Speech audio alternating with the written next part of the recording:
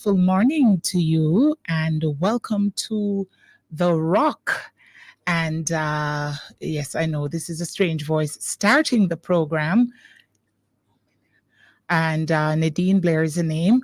And this morning, we will not be having either of our regular hosts, our main host, Bishop Steve Harrow Blair, or Harrow Steve Blair, nor Pastor Courtney Morrison. Both have some urgent family matters to deal with.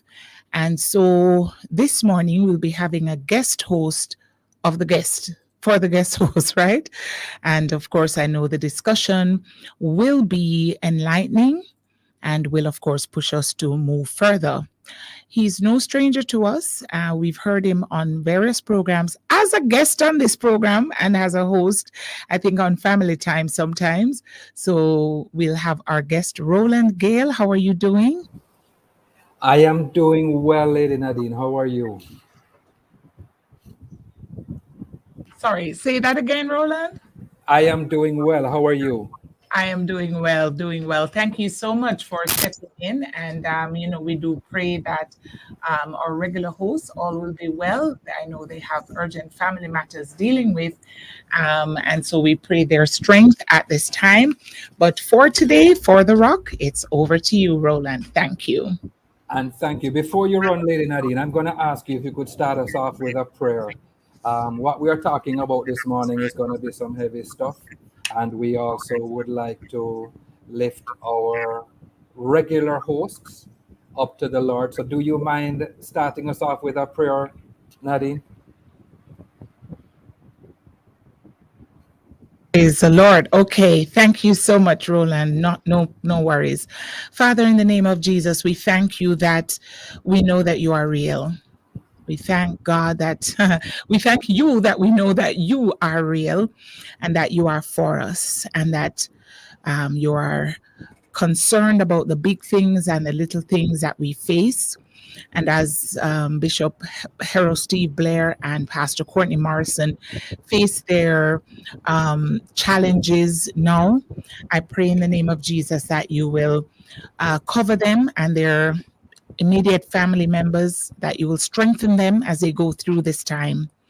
As we go through this discussion, I pray that we will not just take a position of no, we believe and there are no 10 points, but we should open our ears to hear, to learn, to understand, so that we can defend the truth that what we know is this, that God is real and that He's coming soon.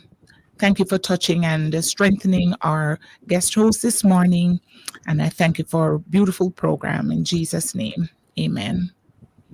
Amen. Amen. Thank you so much, Nadine. No And worries. thank you for allowing me to come on and step in. I really admire and respect the gentleman. We believe in you, sir. We've seen you move. You move mountains before. Like that, but you have a good track record. So yeah. Appreciate that. And as I was saying, I really respect and admire the gentlemen who are normally here. And so to the listeners, don't turn off, don't turn away. We will try to fill as best we can the space that is here, and we will ensure that we don't deviate too far from the norm. Thank you so much, Nadine. I appreciate you. Over to you. Blessings, everyone. Good morning again. This is indeed The Rock, and I am just sitting in. Our regular hosts, Sir Steve and Sir Courtney, are otherwise engaged. They are putting their hearts and their minds to taking care of other matters. And so this morning we are going to just do what we need to do in order to ensure that we have a very insightful, a very productive morning. Welcome to The Rock, and you can see us on Love 101 FM YouTube channel, on our Facebook page, and you can also just listen to us directly on the radio. We are here every Tuesday, and we begin at 10 and we go until about noon Jamaica time. If you're elsewhere in the world, you're just going to have to fit in with us. Otherwise, you can also go back to the YouTube channel and rewatch and relook at what is being said and done here on The Rock. As we shake we discuss all sides of a topical issue, and it may have the church and its congregants and the society thinking as a whole, and even questioning what we may say here.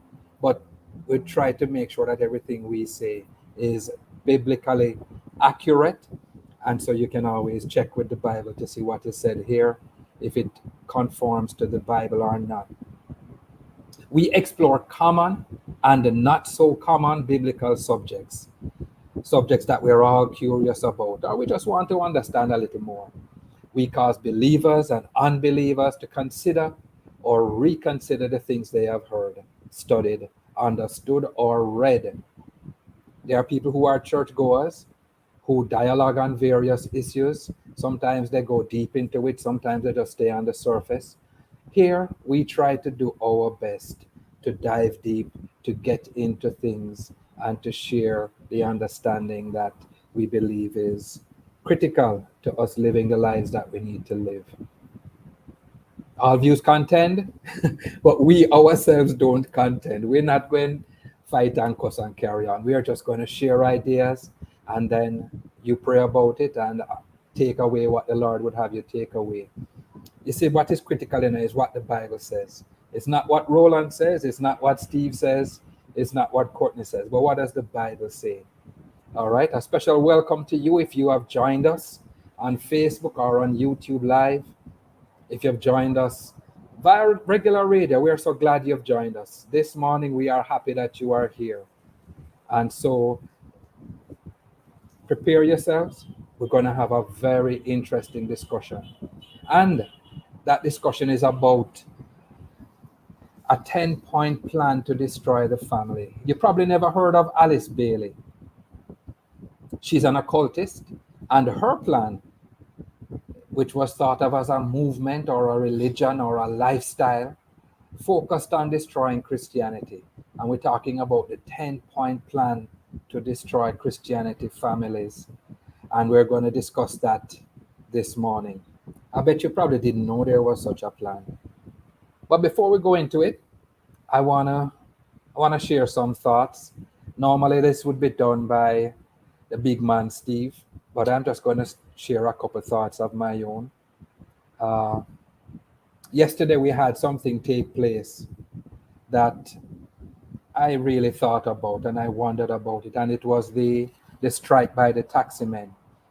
And as I thought about it, things came back to my mind. I have a child who is in high school, and round about 2 o'clock, I think it was, we got an electronic message to say that school had ended at 20 minutes to 2, and that we were invited to make arrangements to have our children leave the school compound and get home.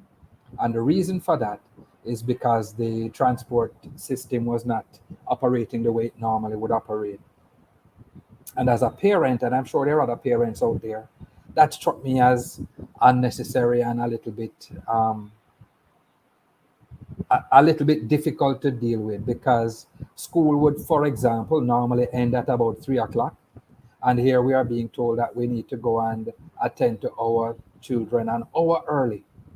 And for some people, that's not easy. I was watching one of the newscasts last night, and I saw a mother who relayed the fact that she had to walk for 2 hours yesterday in order to collect her child from school. She had to walk one direction for 2 hours, which means she would have to walk the next direction for 2 hours to go back home. And she would have to do that with her child. This was not someone in the corporate area, but I'm sure the corporate area had similar situations where people come from maybe Portmore or St. Thomas or St. Catherine somewhere. People come from different areas of the island, come into Kingston in order to go to work or to go attend school, have business to do. And this particular instance of this strike would have caused a lot of displacement and a lot of trouble on us. And you know, as I watched, I heard the commanding officer for St. James, a gentleman by the name of Aaron Samuels. He's a superintendent of police. He was speaking with some taximen at the Montego Bay Transport Center. And he asked them, why are you striking? Why have you withdrawn your service? And they couldn't tell him. They could not tell him a reason why they were striking. All they were able to say is, we were asked to strike, and so we are striking. They didn't know why. In fact, one of the men who instigated the strike, who was one of the leaders of the strike, he was one who had what you call a PA system, one of these public address microphones, and he was talking to them. He was trying to explain why it is that he wanted people to strike. That individual was arrested and taken into custody by the police for the simple reason that he was not in possession of all the necessary documents and papers that would make him legal as a taxi operator. And this is the person who is instigating the strike. Now, I stand to be corrected, and if I'm not relaying this in the right and proper way, I apologize to whoever may be offended or wronged by it. But the truth of the matter is, if we're going to do something, we should at least know why. And if we're going to insist on something, we should at least have our papers in order. And to me, that's a serious state of affairs when people will get up and for no reason that they can articulate, put others and so many others at risk, put them at danger, put them out of their way, cause them undue and unnecessary discomfort, and happy to do it. I don't see that as being something sensible, and that's one of the things I would raise this morning. The other thing is maybe not as serious or not as difficult to process. But over the weekend, we had some sporting events. A lot of sporting events took place over the weekend and still going on.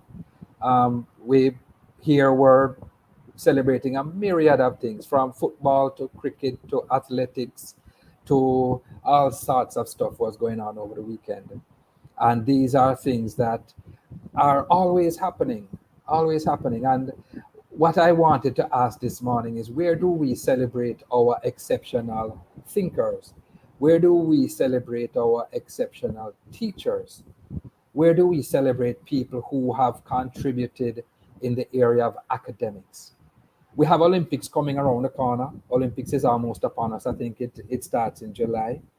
And there we are going to be able to indulge ourselves in all kinds of athletic endeavors, from rowing on some river to running and jumping across huge distances, all sorts of athletic endeavors we can celebrate and enjoy, and we can say well done to those who participate. But what about those who spend time in their books? What about those who put an effort into studying and learning and discovering things that help to make this life better?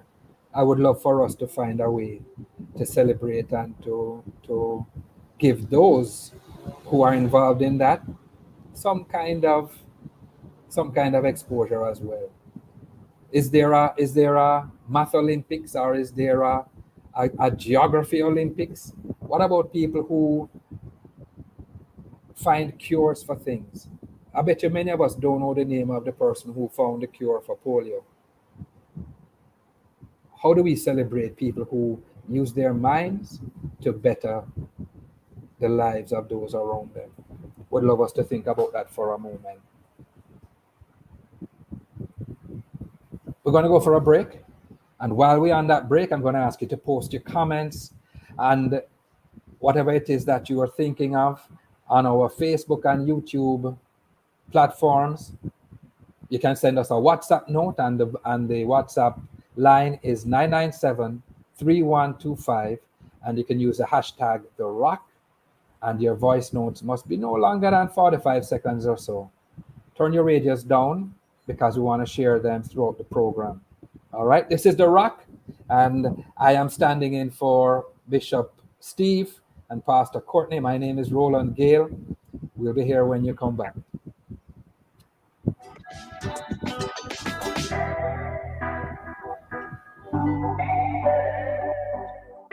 It's is your money idling when it could be thriving? With CIBC Caribbean's fixed deposit offering, you can take charge of your cash. With 50,000 Jamaican to start, choose terms from 30 days to 2 years. Lock in your funds and enjoy premium rates guaranteed to grow your wealth. Whether you're eyeing short or long-term gains, our fixed deposit account puts you firmly in control of your money. Now is the time to open a CIBC fixed deposit account and start earning more today. CIBC, ambitions made real. Jamaica and its workforce are advancing quickly. Life-changing opportunities are arising. You need training and support. We are the Renewed Heart NSTA Trust, committed to providing new and emerging skills training and opportunities. Come to Heart. We'll help you claim your place in the workforce of the future.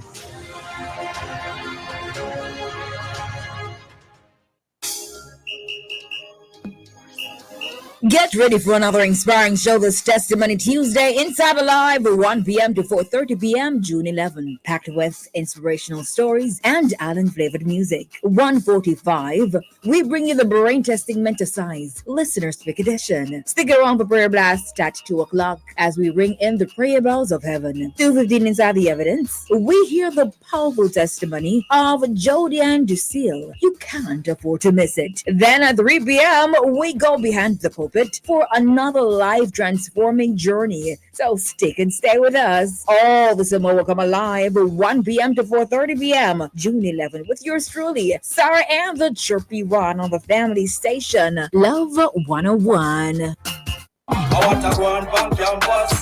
On the next edition of Campus Connection, we will turn the spotlight on the presence of fathers in school. When fathers are involved in the lives of their children, especially their education, they learn more, perform better in school, and exhibit healthier behavior. Even if fathers do not share a home with their children, their involvement in the child's education can have a lasting and positive impact. Join the conversation with Mr. Jamar Wright of Mind Food International, Mr. Sean Graham, principal of Magotty High School, and our creative block guest, Mrs. Gloria Adigold Lawrence, a producer, author, podcaster, and entrepreneur. This all happens on Tuesday, June 11 at 5:30 p.m. on the family station, Love 101.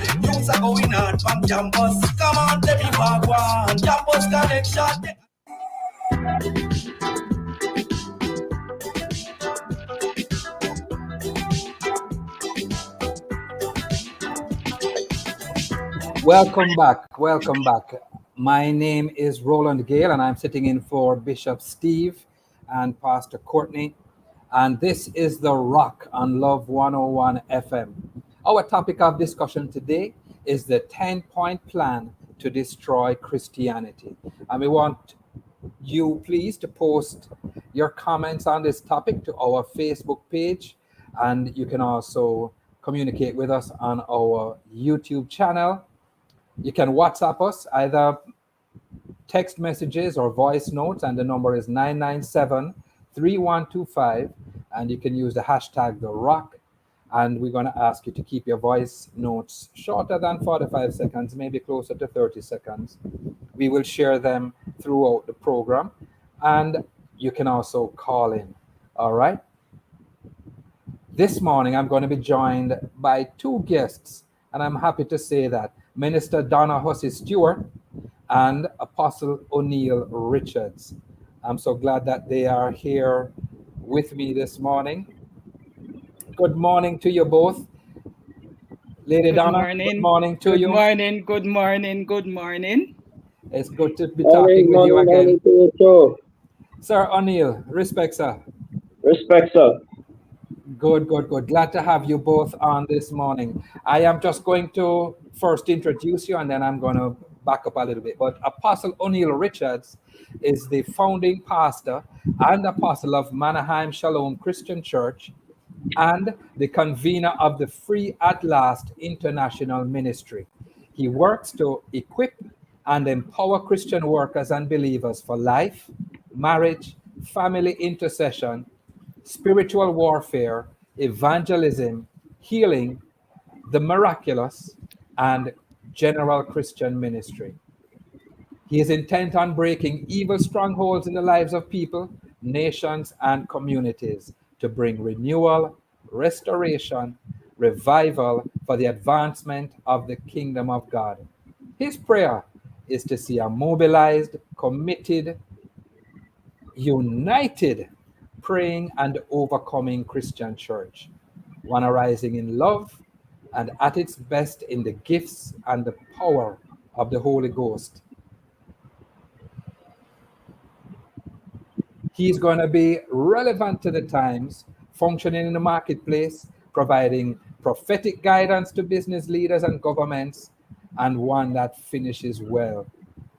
O'Neill is a father, counselor, psychologist, apostle, pastor, and intercessor, and he aspires to do all of these things in the excellence and in the spirit and power of Jesus Christ. He provides seminars, mentoring, ministry in various areas for individuals and for groups, for churches and for inner city communities, and also for the people who just come to him and say, Pastor O'Neill, Apostle O'Neill, we need your help. And that is who we have sharing with us this morning. In addition, we have Minister Donna Hussey Stewart. She's a Jamaican-born journalist and missionary. She migrated to Canada and now resides there with her husband and 3 children. She has been a reporter for almost 30 years, and today she occupies the position of God's Global Reporter, and that's abbreviated as GGR, God's Global Reporter. I love it. Traveling to various countries on different continents to fulfill her mandate of seeing nations restored to God. She is an author of several books, all dealing with the subject, taking back from the clutches of Satan. She's a wife, a mother, and I think most importantly, she's a warrior of Christ. Good morning to you both again. Man, I am in August company this morning, and I am not the guest. It is good to have you both. When we Thank began, you, and I'm also really happy to be with your guest as well. Great hearing her introduction. Excellent, excellent. And I must say that I'm very, very honored to be here. I'm listening to Apostle Richard's bio and I'm wondering, where do I fit into all of this? I'm telling you, it's the same thing I was thinking too. It's the same thing I was thinking. But before we get into the serious meat stuff, I wanted to ask you guys if you were able to hear what I had commented on earlier this morning, the matter of the strike that took place yesterday, and the almost juxtaposition of sport versus academics. Any thoughts that you would want to share or raise or kind of counter anything I said? Well, for me, I'll touch on the strike by the taxi men because, to be honest, I am not one for strikes and one for roadblocks and demonstrations and things like that. Why? Because they achieve short-term results. And it means that whatever the issue is, when it is dealt with, it will come back around. But for me, I find that there's a godly way to deal with issues of the nation. And that's a topic for another time. But I mean, when you look at a strike by taximen, as you rightly pointed out, that it affected just about everyone.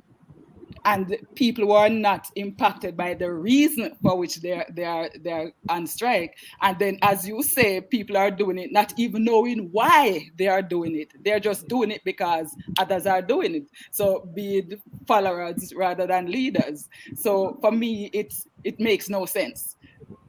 For me, it is not something that is productive. So that's my take on it. I've never been one for strikes and demonstrations and things like that. Thank you very much. Sir O'Neill, any thoughts? Well, unfortunately, I was not on when you actually spoke of that. So I am unable to comment. But it is of great interest and concern, the whole reality of the strikes and what's going on with the school system right now. I mean, right now it's really exam time, so you really don't want that kind of disruption to be taking place, because the mark of that, the impact on that on the children, the young people, their education, their future can really leave a serious scar. And you don't want to have a protest that is about a very temporary issue to be impacting them in a way that's so long term. Because if they are unable to complete their exams, etc., that can affect a life, that can affect many children, and so on. So that's my only concern. I don't know the rest of the details. Please forgive me, but that's my take so far. No, that's an excellent point that you have raised, and that's part of what I was thinking of when I raised that particular concern. Because at the school that my child attends, they are having ongoing exams now, and when you decide that you're going to have to shut down the school because children have to leave and find a way home, you may think, okay, they have completed their exams for today, but remember, them have to go home and study again. Remember that they have exams tomorrow. Remember that they are now going to be concerned about their ability to continue doing what they need to do tomorrow and the following day. And you know, as I listened to it, I was informed that the parties are at a negotiating table. They are engaging in discussions that are ongoing. If you're having ongoing discussions, why are you striking? Exactly. And top of that, when you ask the people who are actually striking, they don't know why they are striking. To me, that doesn't make any sense. And it just goes to show that we are not really thinking sometimes. And as a nation, we need to begin thinking again. That's part of what we are going to be talking about this morning. This 10-point plan to destroy Christianity. Somebody thought about this. Somebody decided they were going to put this plan in effect.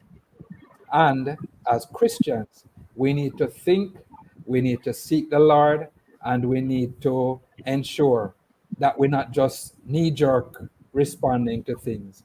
We have to have our own strategies. We have to have our own ideas and plans to combat what we have to face. We're going to take a quick break. It's almost 10:30 my time. When we come back, we get into the discussion even more. Thank you for staying with us.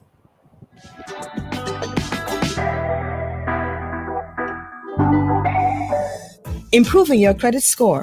Having a high credit score is great, and the opposite is true. Having a bad credit score is detrimental to your financial health.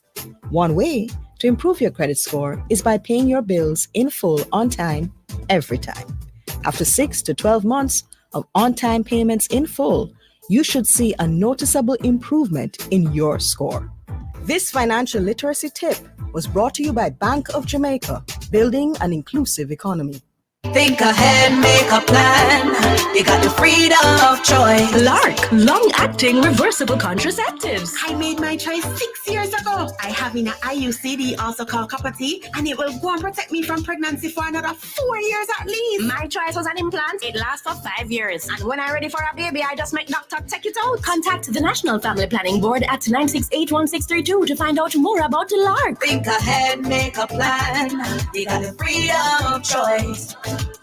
Fosrich, for all your electrical, industrial, lighting, and energy needs. Visit us in Kingston, Mandeville, and Montego Bay. Fosrich, making innovation and quality a lifestyle. The time by Fosrich is 10:31.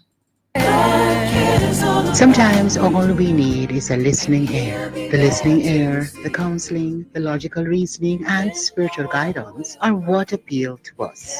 That's why I'm here. I'm Dr. Joan Pinkney, the counselor, your counselor on Love 101 FM, Tuesdays and Wednesdays, 10 to 11 p.m. You know you can call on me. I will listen and more. So let's talk about what's bothering you. Anything. Tune in, listen, call in, text or voice message. I'm Dr. Joan Pinkney, counseling psychologist, ready with a listening ear. Tuesdays and Wednesdays, 10 to 11 p.m. Right here on the family station, Love 101 FM. to be a man, got to be a man. I am a man, I am a man. On the next episode of The Mailbox, we'll focus on the topic, the journey of fatherhood. Fatherhood is a remarkable journey filled with love, responsibility, and growth. It's not just about being a biological parent. It's about being there for your children, guiding them, supporting them, and helping them become their best selves. A father will play multiple roles, a role model, a teacher, and a friend. You are invited to join us as we speak with Dr. Jermaine D. Gordon, creative architect, on Wednesday, June 12 at 5:30 p.m. on the family station. Love 101. The Mailbox, Monday.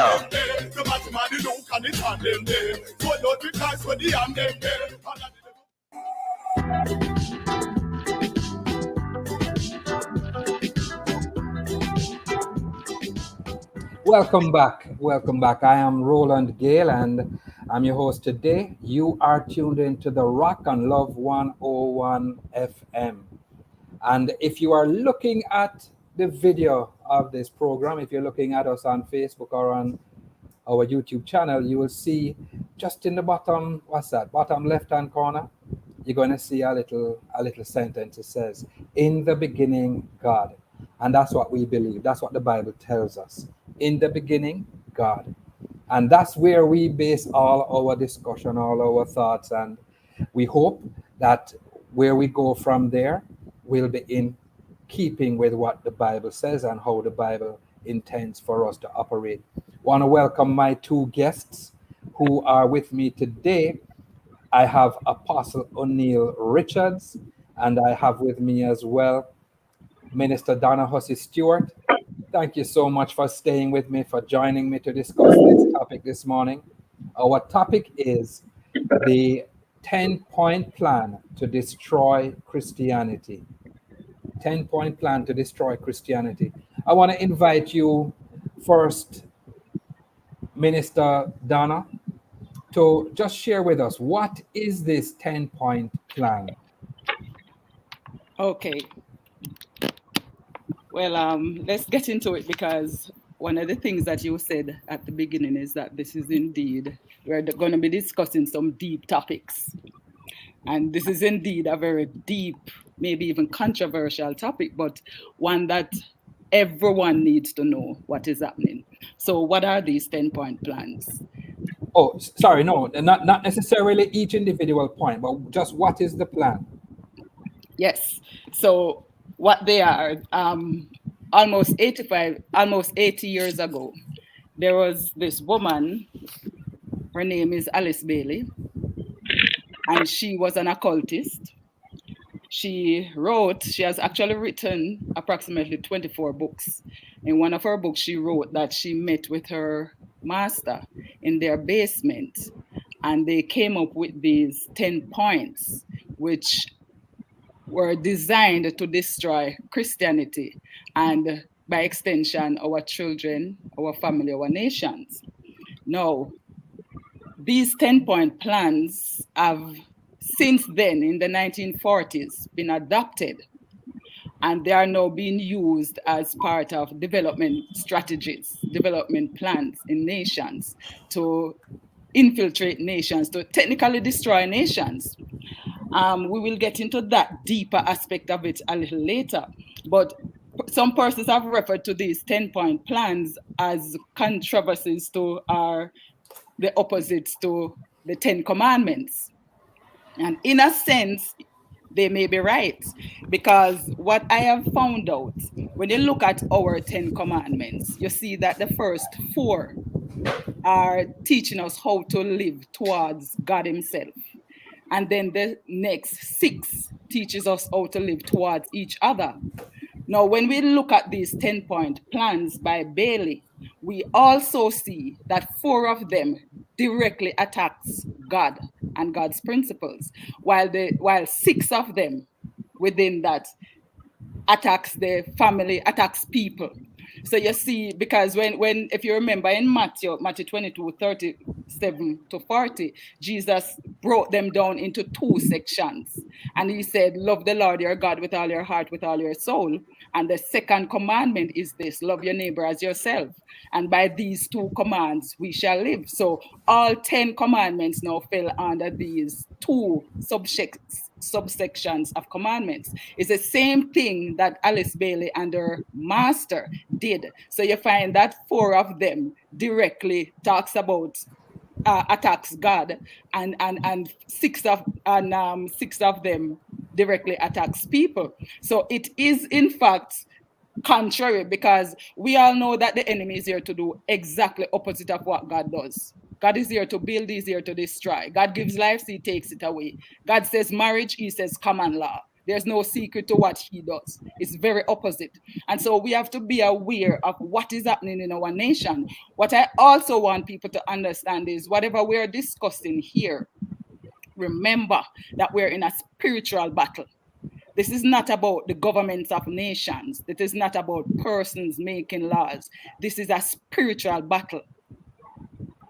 And I don't know if I can even state a little further where the United Nations comes into all of this. But one of the things also that I really want people to understand, because if you don't understand that, then you won't understand what is happening with these 10-point plans.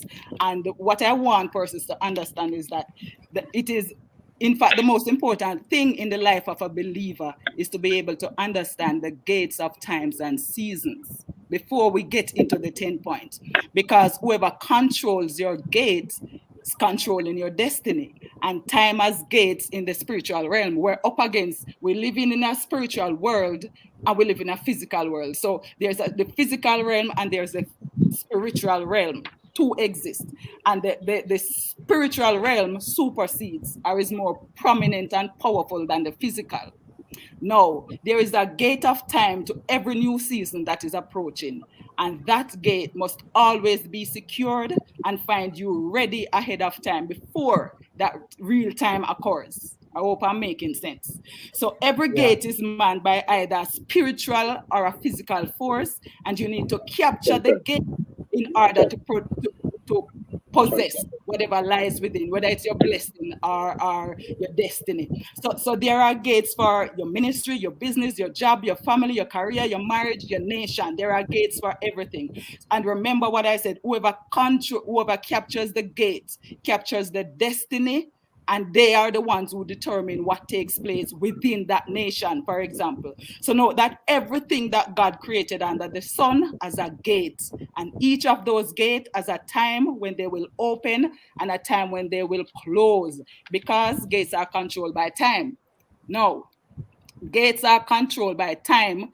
Time is controlled by season, and every season comes with a mandate, but every mandate as an expiry date, at a time when it will expire.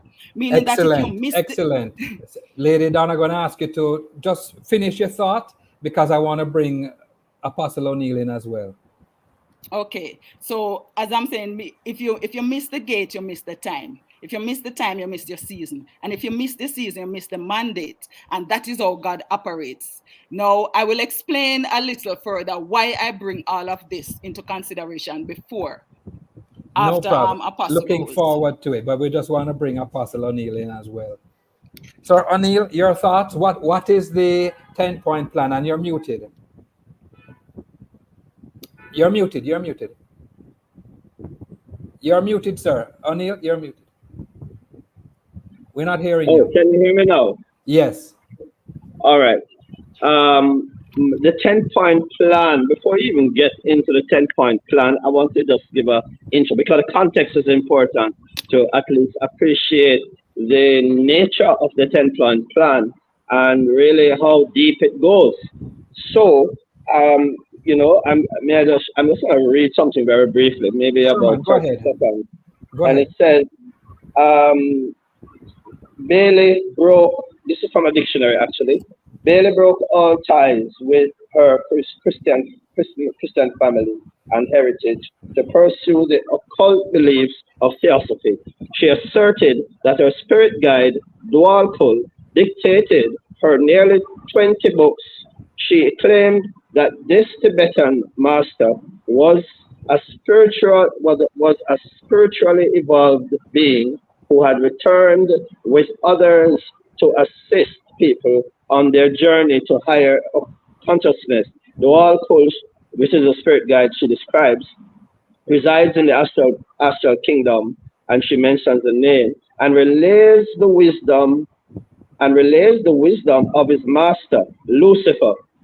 Topics of Bailey's writings include the divinity of people, reincarnation, anti-Semitism, symbology, and prophecies concerning a new world order, as well as disarmament, religious wars, and the cleansing of Christianity from society.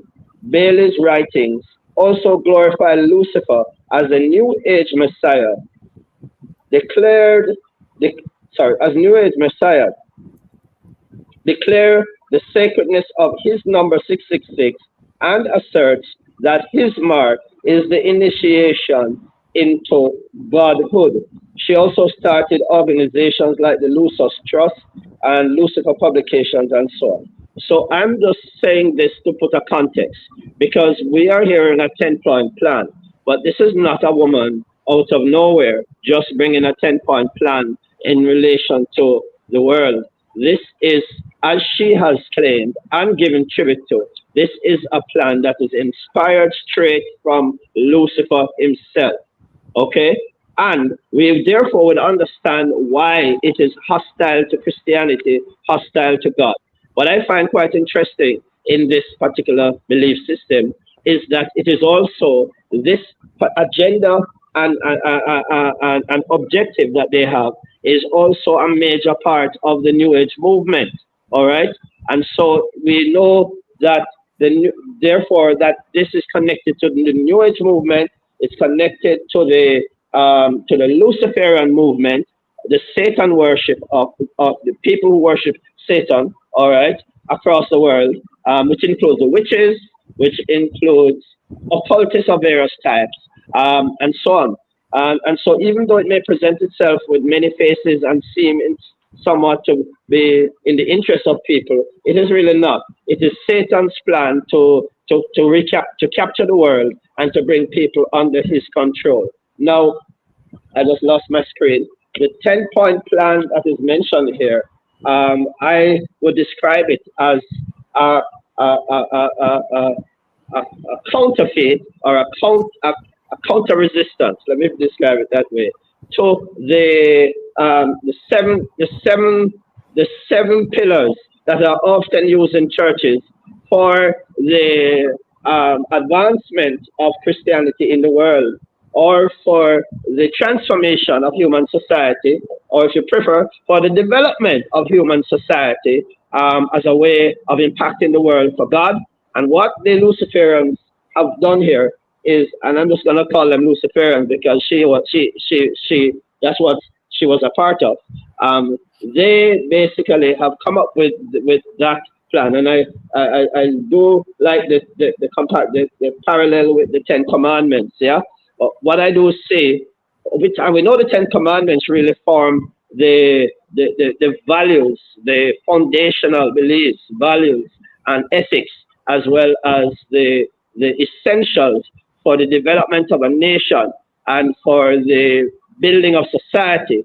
And of course, we know the 10 Commandments is the is really just a summary of the first five books of the Bible, which is the Pentateuch or Moses' writings. And we know all of that informs business, government, it informs family life, it informs, environmental.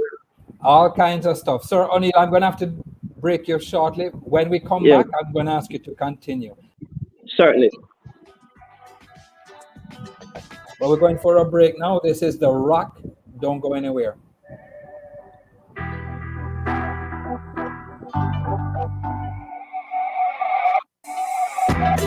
Everybody needs a helping hand, somebody to understand. In the end, we're all human. For people living with HIV, no discrimination.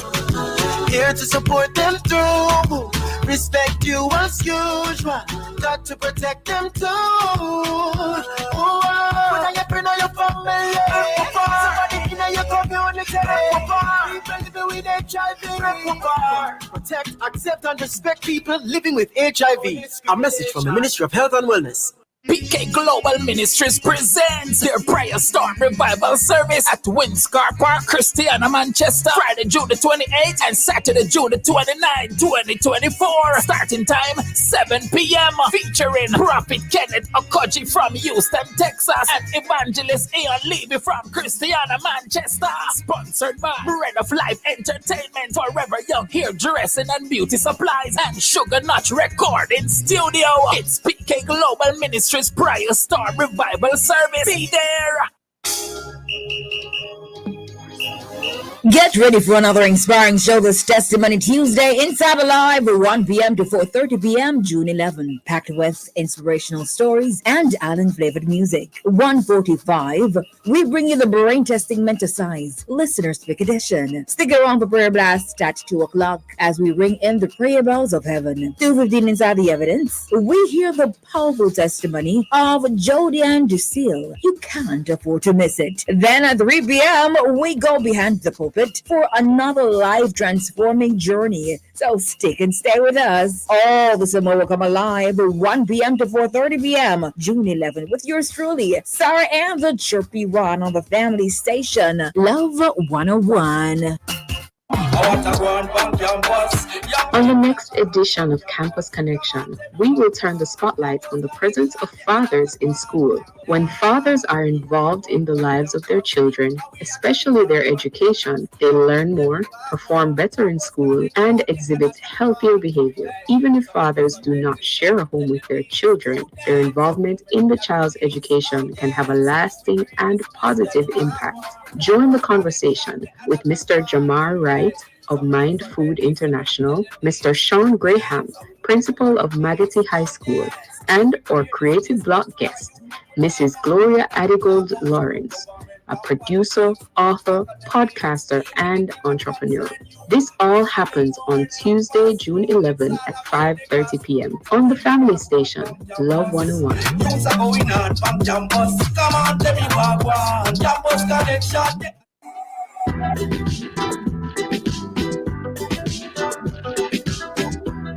Welcome back. Welcome back. It is about 10:49 and you are tuned in to The Rock.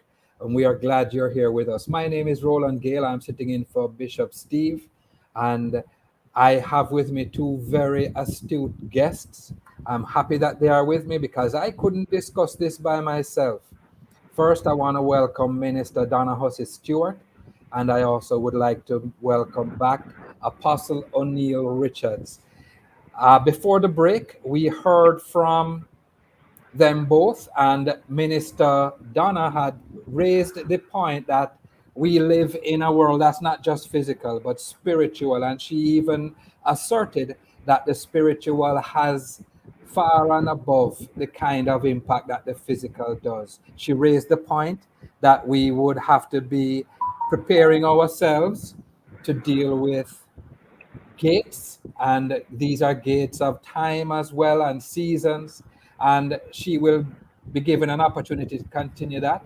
But just before the break, Apostle O'Neill was talking with us about the fact that this 10-point plan to destroy Christianity is merely a counterfeit, and it is a counterfeit that is being propagated across the world by some very powerful and wide-reaching organizations, and the basis for that is, as the person who designed the plan said, it is coming straight out of evil. It is coming straight out of the pit of hell.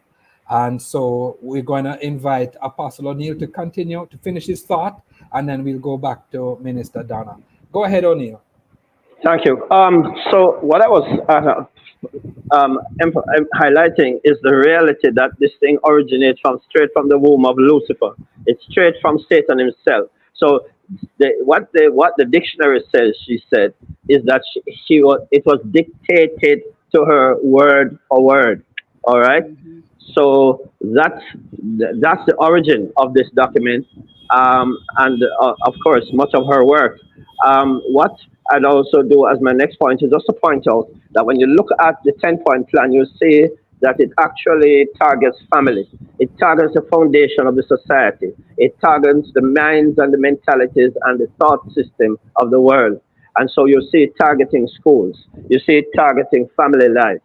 And there are about 3 or 4 points there that all strike at the family. Yeah, they strike Sir at the O'Neill, stability. Sir O'Neill, Yes. before you continue, and I'm sorry to interrupt you, but That's you all right. had mentioned 7 pillars. I wonder if you could just tell us those 7 pillars. Oh, okay, thanks. Well, those 7 pillars, really, which are usually, the Bible tells us in Proverbs that wisdom builds her house, and she does this. She in building her house, she builds on 7 pillars, and so Christians, whether by prophetic information from God or by their own, we learn from each other, right? I use the 7 pillars, which are number one, God. There is a strategic system that targets not for harm but for development, and this is government and politics. Yeah. Then of course you have the education system. Then of course the next is on the list is family. All right. Then of course you have religions. Some people say church, but so religions I think is more appropriate. Religion and beliefs, because the church is not the only belief system in the world. All right. Right. So religion and beliefs. And then, of Right. course, the next is media. We know that media, really, in a nutshell, is about the managing of information and dissemination of information and so on. Yeah. And so media. Then, of course, what am I forgetting? So government, education, government and Family. politics, family, religion, Media. economy. Economy. Okay. So you have the economy as, where am I? 1, 2, 3, 4, 5, 6, 7. Right. So 7. And these are the 7 No, but pillars. I missed one. You said government and politics, Government and politics. All right. education, Right. family, Education, family, religion and beliefs, that's religions, 4. media, Media, economy, economy. and then there's another one. Oh, I may have to Business. bring that. Business. Sorry, Economy. Sister Anna, what did you say? Economy is part of Business. business. Economy is part of Oh, business. economy is So you part of have business. did you call Oh, I entertainment? remember. Yeah, culture. Yeah, that's it. Culture. Culture. Yeah, Culture, which entertainment. include culture and which would include entertainment. Right, But of Yes. course, right, culture is much broader because it includes languages and the arts and all of those things. So right. yeah, so that would be the seven mountain 7-point plan that has been used by Christianity for maybe the last 50 years, maybe a little more, and there are some ministers and that actually make it publicize this 7-point plan that Christianity uses, Right. both for And your evangelism point, and for national development. What right. I'm Your, saying mhm. in relation to Alice Bailey's plan, or Lucifer's, which is really Lucifer's plan, is that it targets the mind and it targets the family. Just like what happened in the garden, it's about destroying, it targets the family to make sure the family is destabilized and family is neutralized. It targets religion. For religions, the only religion that it really targets is Christianity. All right. And as I said earlier, that's also part of the New Age agenda as well, the New Age movement agenda. And of course, it targets media, which we see, I think, is point 8. And so in some, and government, because government, of course, we know is about making sure that it gets the ear and the arm of leadership in the society. So therefore, it's going to be going after government leaders to affect legislation, for example. Making sure that they're affecting the laws of nation, making sure that they're affecting the policy makers in society. Yeah, making sure that they have the hearts of these people. And naturally, if you're going after government, you're going to have to go through the multilateral organizations across the world, some of which are already claimed to be Lucifer alliance to Lucifer. Aligned. Right. Aligned. Thank you. and of course to control money, because money, of course, answers every matter. And if you have the money and you have the influence and you can control the laws of nations through legislation, then ultimately you can control a government. And so this is obviously quite strategic, but it's really borrowing from the Bible. And Satan is really copies everything that God does anyway. Counterfeit and twist. Okay, I'm going to ask Minister Donna to come back in at this point and just share with us briefly what the highlights are. What are the 10 points? Not asking you to elaborate on them just now, but just itemize the 10 points for us, please, Minister Donna. Sure, no problem. And one of the things that our listeners also need to know, and that people need to know, is that Alice Bailey is actually the first person who came up with the term New Age. So, and she's where the whole idea, New Age movement began. So what are these 10-point plans? Number 1, take God and prayer out of the education system. Number 2, reduce parental authority over the children. Number 3, destroy the Judeo-Christian family structure or the traditional Christian family structure. Number 4, if sex is free, then make abortion legal and make it easy. Number 5, make divorce easy and legal, free people from the concept of marriage for life. Number 6, make homosexuality an alternative lifestyle. Number 7, debase art, make it run mad. Number 8, use media to promote and change mindsets. Number 9, create an interfaith movement. And number 10, get government to make all these laws and get the church to endorse all these changes. Now, I know that we're coming up on a break soon, so I don't know if you want me to start elaborating or I should wait. No, don't start elaborating just yet, but I want to give you an opportunity, Minister Donna, to just make a point about the gates that you had made earlier. Just reiterate that point about the gates very quickly in about 60 seconds. And that is a big thing. Gates are, I will explain it further after the break too. Gates are controlled by time. Time is controlled by season. Every season comes with a mandate, and every mandate has an expiry date. Why? We look at the 2030 Agenda for Sustainable Development by the UN. There's a gate that is closing in 2030. And so we realize that they are pushing aggressively all these points. Why? Because if they get in by 2030, they will control the nation for the next 30 years. That is the time and that is the season of the gate. Church may not be aware of it, but they are fully aware of what they're doing. Absolutely. Thank you so much, Minister Donna and Apostle O'Neill. This has been such an interesting few moments. We're going to go for a break shortly, but I want to remind our listeners that if there is a topic you'd like us to discuss, a topic that has you thinking and mulling over and meditating, share it with us, and we will consider using it as one of our topics here on The Rock. We'll be right back. Don't go anywhere.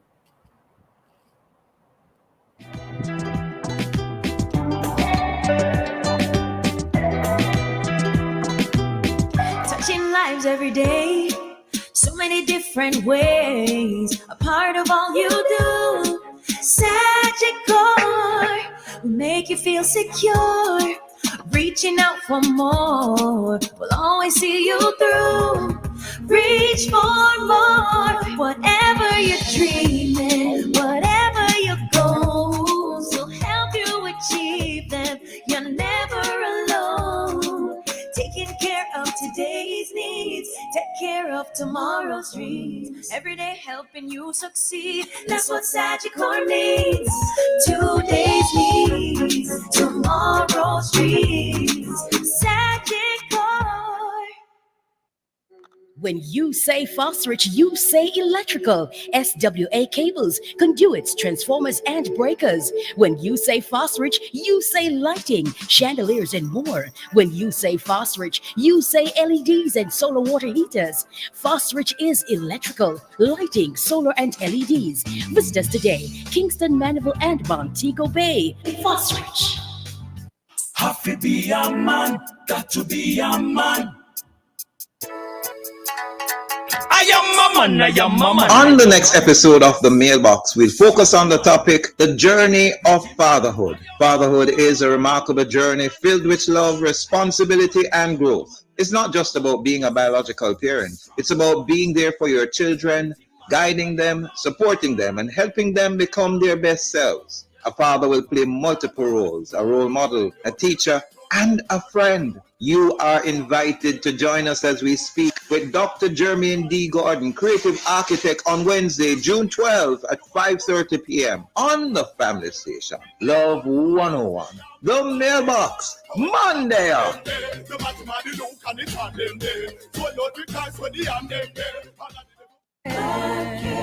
Sometimes all we need is a listening ear. The listening ear, the counseling, the logical reasoning, and spiritual guidance are what appeal to us.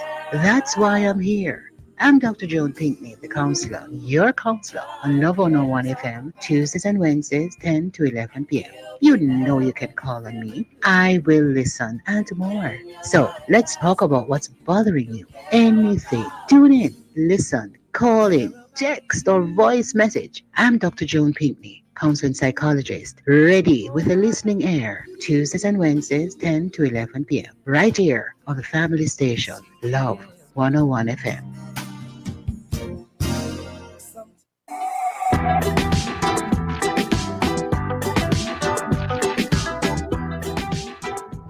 Welcome back. You are tuned in to The Rock, and my name is Roland Gale.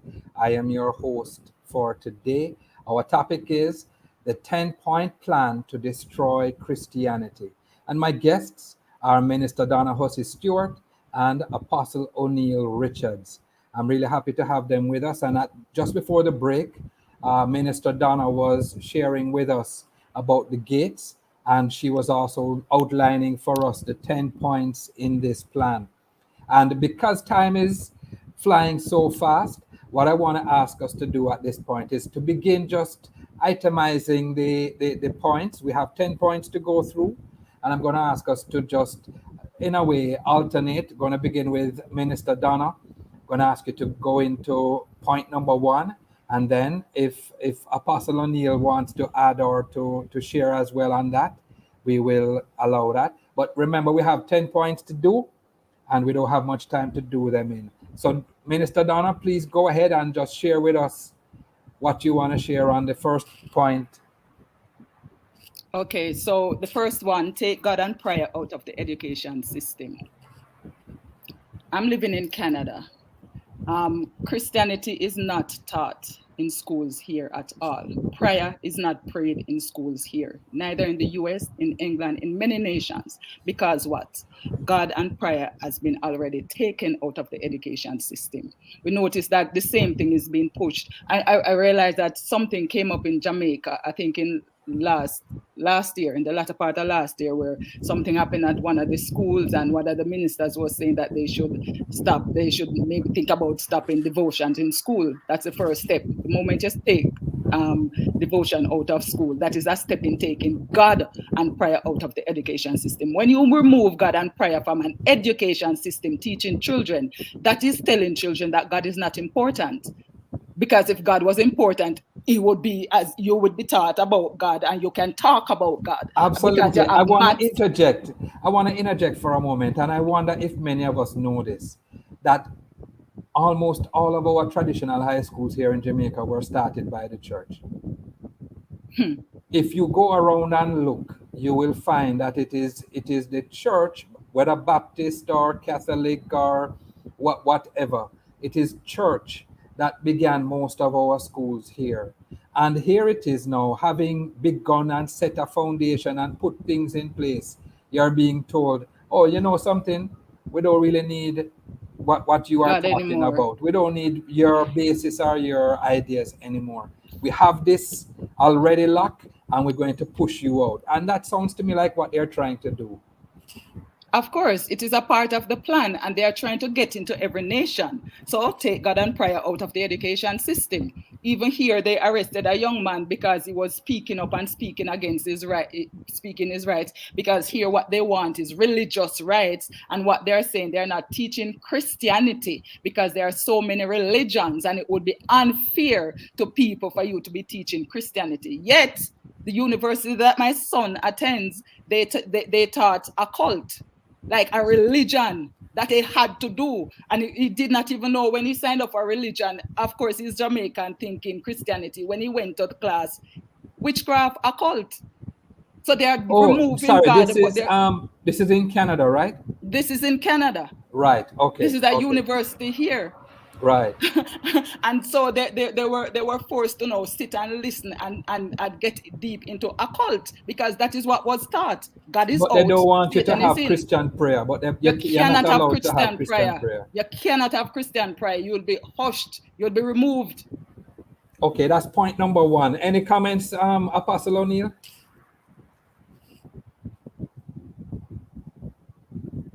You're muted, sir.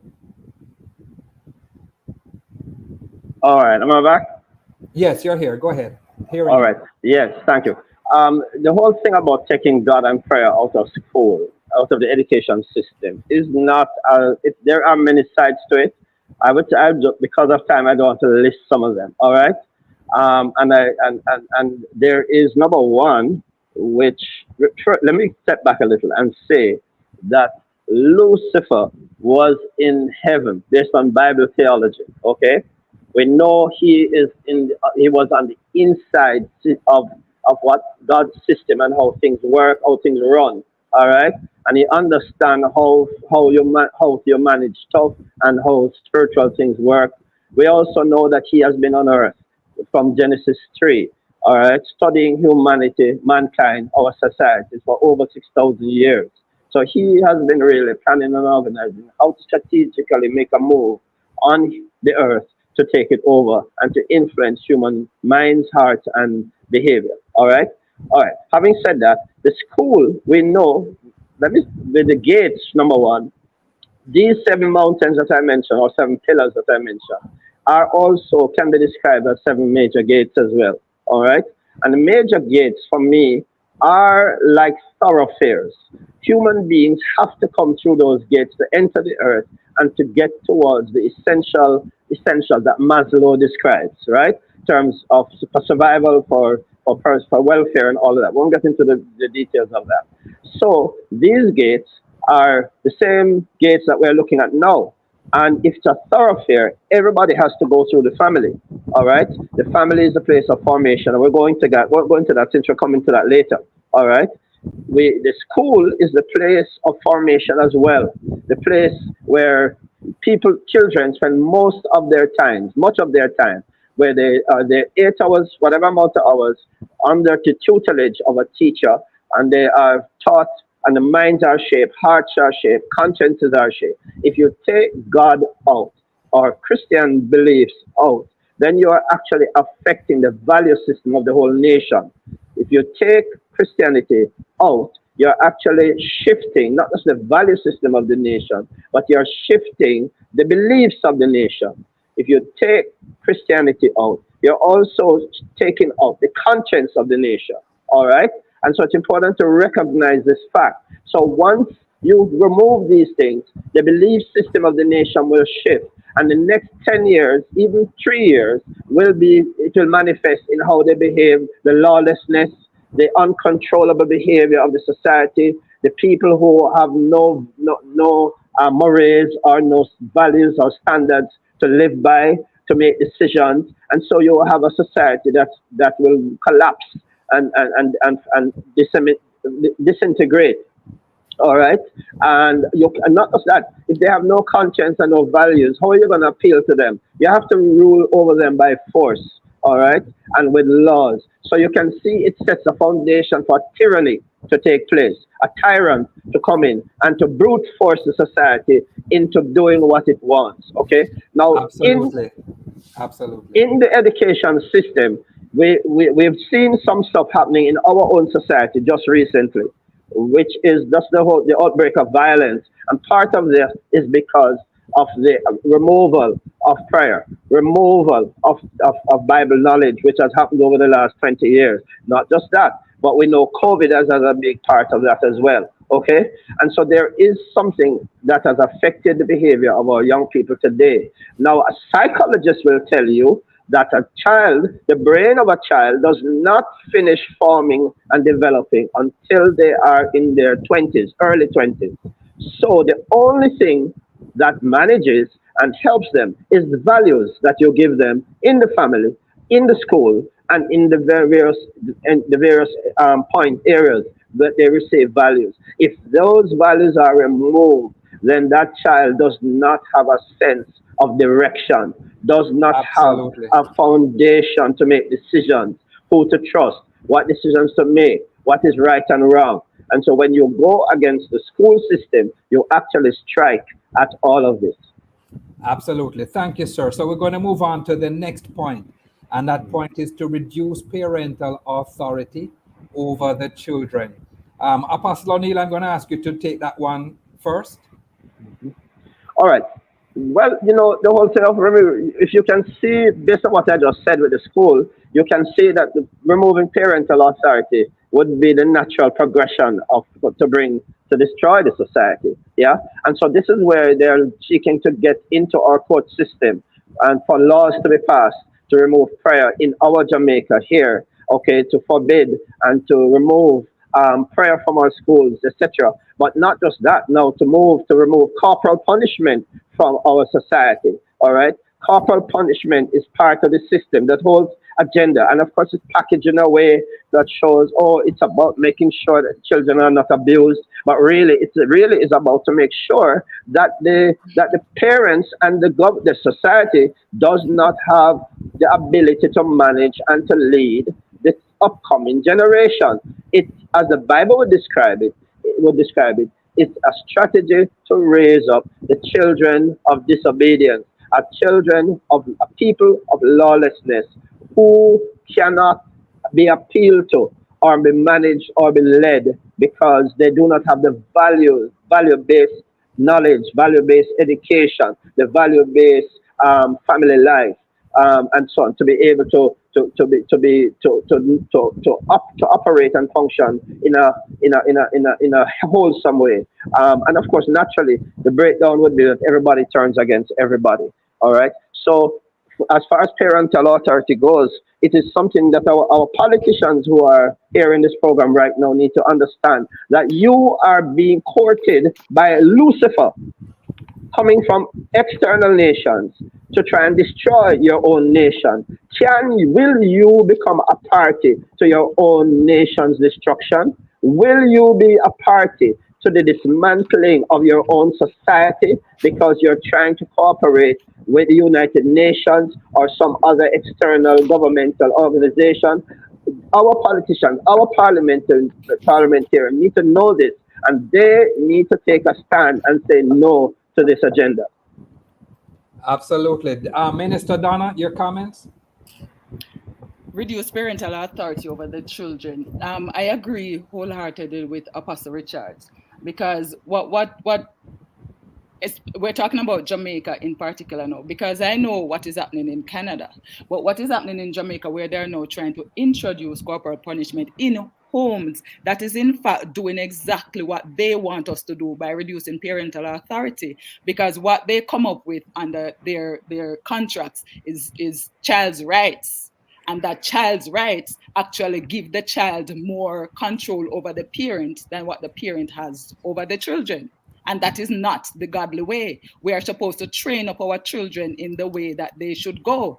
And so we see that what is happening is that now that they are going there, the children know, as he talks about the rebellious nation, that is the plan of Lucifer, to produce a rebellious nation. So we got out of school, got out of homes, because when you reduce parental authority, you can't speak to your children. You cannot beat them. What the government needs to do is teach the difference between abuse and discipline. God is for discipline. I am for discipline. I am 100% against abuse. So that is where the government should be going. teach how to properly discipline children. But do not take away parental authority that you cannot even spank your child, because they will not listen.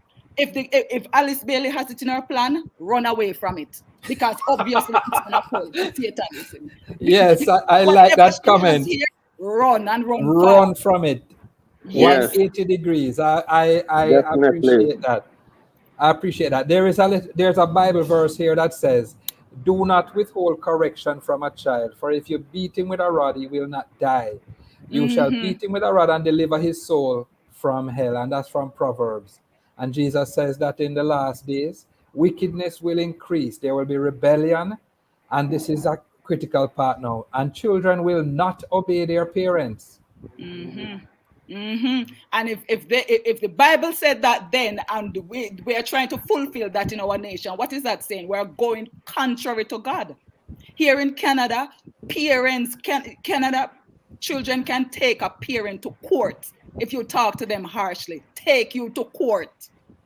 And what is happening, and people don't understand, and government need to understand. I was speaking to a young psychologist the other day. She works in a children's home, a governmental children's home.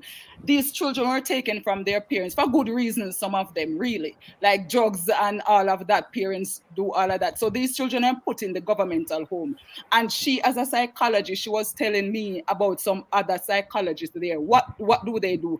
They are using Ouija board, introducing Ouija boards to the children. They have bones, human bones that they buy at witchcraft stores because they're available here. And they were telling her that this is how we control the children. Human bones, Ouija board, because they have they're expressing their religious rights. And you're using witchcraft to control. Now take away a child from a home, a Christian home, and put them in a pastor home or in a government home like that. Not all of them are like that, but put them in some like that. And this is the result that you get. How do these children grow up?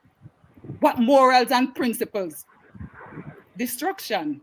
That's crazy. The third one says, destroy the Judeo-Christian family structure. And I think it is tied to number 2. Yeah. So Minister Donna, go ahead into the third one for me.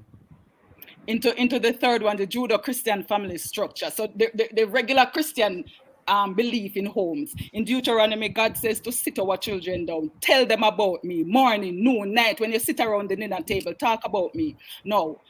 You go to school and you hear that religion is wrong. You come home, you can't discipline your children. You are going to be able to tell your children about God. Who is this God? God is not relevant. So now you're putting a division in the homes that Christianity even there is not right. Somebody can come with an external religion, whatever it is. They can be an occultist, whether Muslim, whatever it is, and they come into the home and there's a division because that is how they have accepted that there are over 4,200 different religions in existence today, including cult. Cult is now considered a religion. So, over 4,200. So when you have everybody believe in what they want to believe in, what kind of home do you have? You have now destroyed the Judeo-Christian family structure. There's no more Christian family structure. You cannot take your children to Sunday school. You can't take them to church because that's not their belief, because you cannot tell them about God. So right there, you have the Christianity in homes being destroyed. So it's destroyed in homes, it's destroyed in schools, and of course, it's destroyed in society. Apostle O'Neill. Wow, so important and so interesting. Just hearing it again. The whole thing, as I've said before, based on how they are treating the schools, it's the same thing that's happening when you're removing the Judeo-Christian, seeking to remove or to destroy the Judeo-Christian family structure or traditional Christian family structure. So what does that mean? It is removing, number one, your right as parents to build your house the way you believe is best for your children.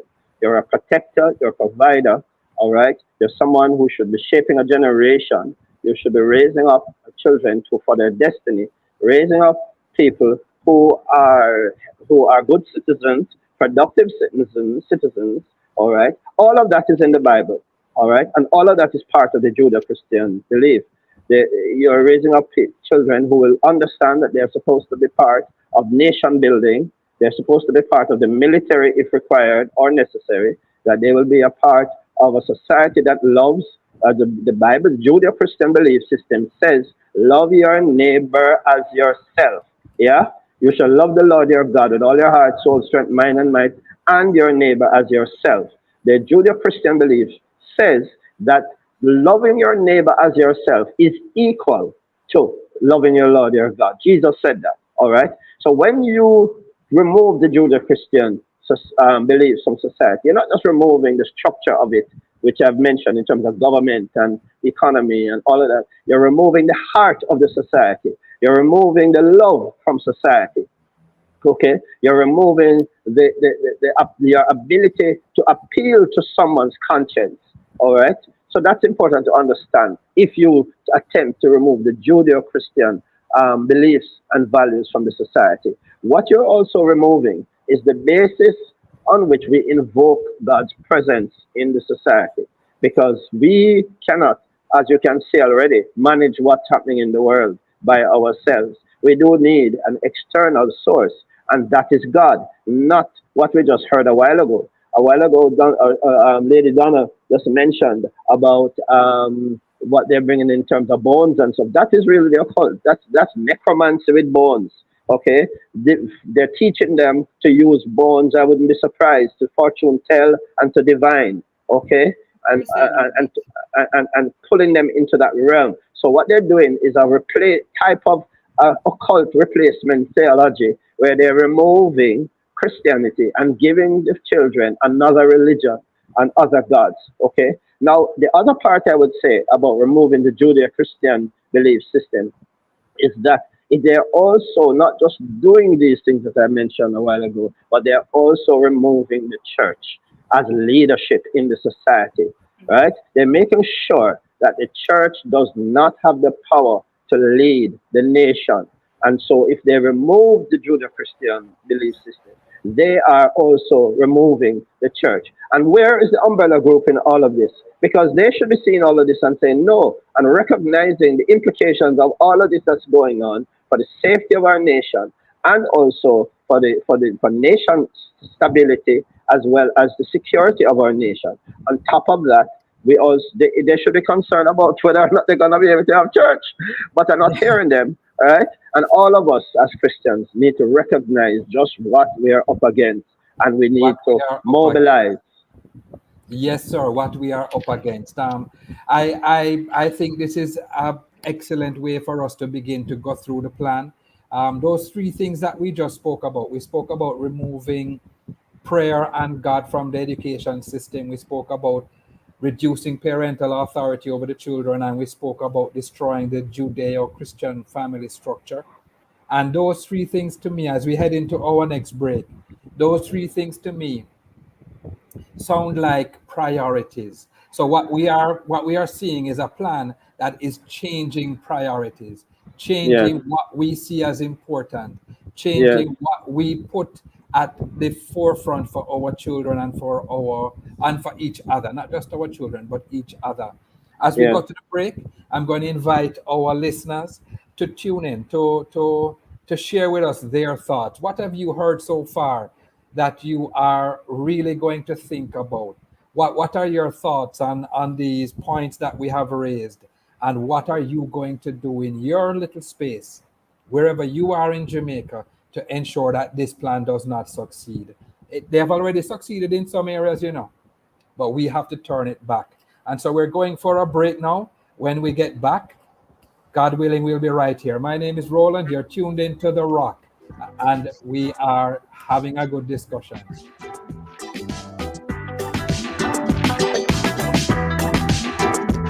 Think ahead, make a plan. You got the freedom of choice. Lark, long-acting reversible contraceptives. I made my choice 6 years ago. I have an IUCD, also called copper T, and it will go and protect me from pregnancy for another 4 years at least. My choice was an implant. It lasts for 5 years. And when I'm ready for a baby, I just make doctor take it out. Contact the National Family Planning Board at 9681632 to find out more about the Lark. Think ahead, make a plan. You got the freedom of choice. Touching lives every day, so many different ways, a part of all you do. Sagicor, we make you feel secure. Reaching out for more, we'll always see you through. Reach for more, whatever you're dreaming, whatever your goals, will help you achieve them. You're never alone. Taking care of today's needs, take care of tomorrow's dreams. Every day helping you succeed. That's what Sagicor means. Today's needs, tomorrow's dreams. Sagicor.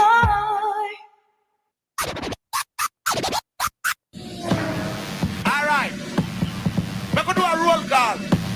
The Love Jockey is on duty every Saturday inside Youth Connection. Don't miss the hype. Don't miss the tunes. Don't miss the excitement with your boy, DJ Rebirth. Saturdays at 3 p.m. to 7 p.m. on the family station, Love 101. At 3 p.m., your DJ runs the gospel rhythm. Hot, hot. Tune in at 4 p.m. for a time where we share a word to grow your mind. GYM, grow your mind. Jim, get it? Grow your mind. And at 4:30 p.m., we share with you how young people are giving all their time and fulfilling their purpose inside Ministry in Action. We get a taste of poetry and spoken word inside Poetry and Praise. And you get to send us a WhatsApp message and request your favorite gospel song inside Gospel Faves at 5. All this and more every Saturday at 3 p.m. to 7 p.m. with your love jock, your boy, DJ Rebirth. It's all here on the family station, Love 101. Youth Connection. Shuboti and them figured him provide everything on guide we power we chat. Shuboti and them figured him alone make we appear when we did chat. When tape diapers are difficult to change, it's time for Pampers Easy Ups with 360 stretchy waistband. They're easy to put on and take off, keeping their skin dry and protected. Changes are easy with Easy Ups. As a man living with HIV, a regular day for me, not much different from yours. I have to wake up and go to people and work in the traffic, but then when we reach, we can run some joke with my co-worker them. Sometimes we link up after work, or play ball, or just dip on my ends and kick back before we go home. You see how much we have in common? People living with HIV are a part of our community. Make we par, protect, accept, and respect. A message from the Ministry of Health and Wellness.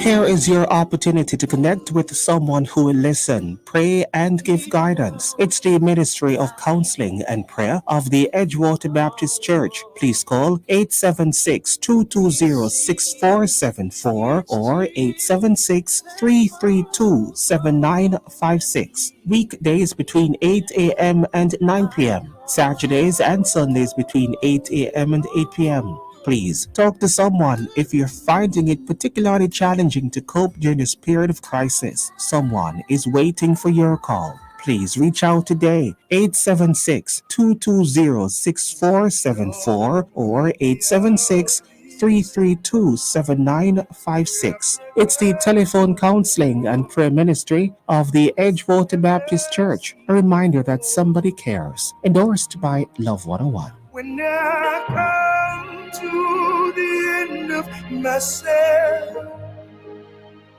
Father, carry me. Time on Love 101, it is 11:30. You're invited to listen to Dollars and Cents every Thursday at 8:16 a.m. We'll give you tips on how to make your money count, how to save, and how to grow your worth. It's all inside Dollars and Cents, brought to you by BPM Financial Limited, taking you higher. That's Dollars and Cents every Thursday at 8:16 a.m. on the family station, Love 101.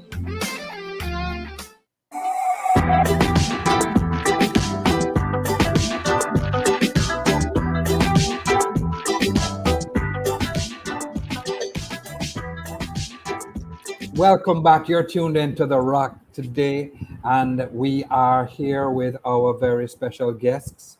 We have Apostle O'Neill Richards, and we have with us as well Minister Donna Hussey Stewart. Thank you so much for being with us. We're going to invite them to rejoin us. And before we invite them to begin, I think we have a voice note. Good morning. I'm here listening, and it's so interesting. I can remember when my first child was going to UTech, and she said to me, "Mommy," when she come home for holidays, she said, "Mommy, I'm glad you told us about God and took us to church there, because some areas in university, they literally tell you that there is no God. So if what we instill at home, it will benefit them and benefit this nation as a whole and God's kingdom. Teach them about God. You can't go wrong. If they pray, they must and will come back. So it's of our duty to teach them just the same." Thank you very much for that. Any comments on that voice note? Well, I would go ahead, Minister Donna, Mr. Hudson. I agree wholeheartedly, because as I was telling you about the university that my son attends, the lecturer actually told them that there was no God, because what kind of God can do all this wrong? And what she did was pick out synopsis, when the earth opened up and the earth swallowed these set of people, and she pick out the negative and then they put it forward, not the context, not why. And so she tell them there's no God. So I agree with her wholeheartedly. Teach them at home that they will not forget when they go out. Absolutely. Sir, yeah, thanks. What I just want to mention is the whole thing of, as I say, the lady mentioned a while ago, Sunday school, yeah? And that's one of the big things that we need to make sure nowadays.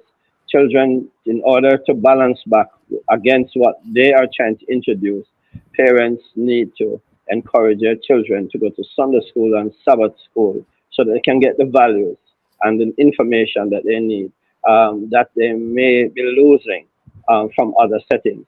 But as I said, it's really all-out war to get the children.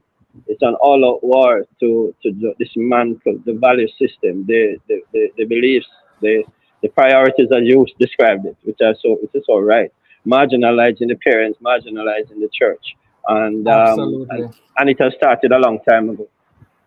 Absolutely. One of the things that I don't remember hearing when we started the discussion is actually what year or when this plan was articulated and began to be put in force. Anybody remember when this plan was made public or began? Well, let me tell you.